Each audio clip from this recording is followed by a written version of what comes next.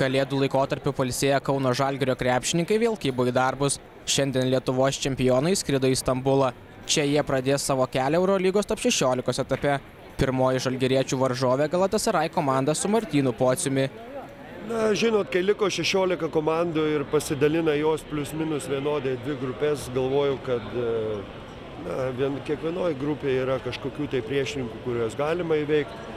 Kitus reikia stengtis įveikti ir aš galvoju normalus pogrupis, 16-8 tai yra komandų, kur belieka tik stiprios ir ruoštis juos nugalėti.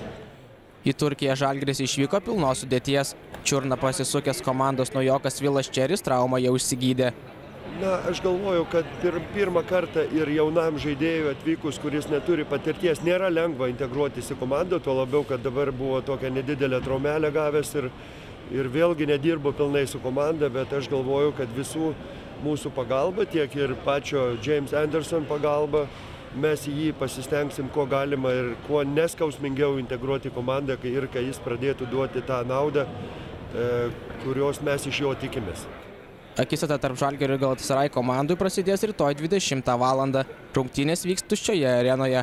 Tokios bausmės iš Eurolygos turkai susilaukė po riaušių su serbų aistruoliais.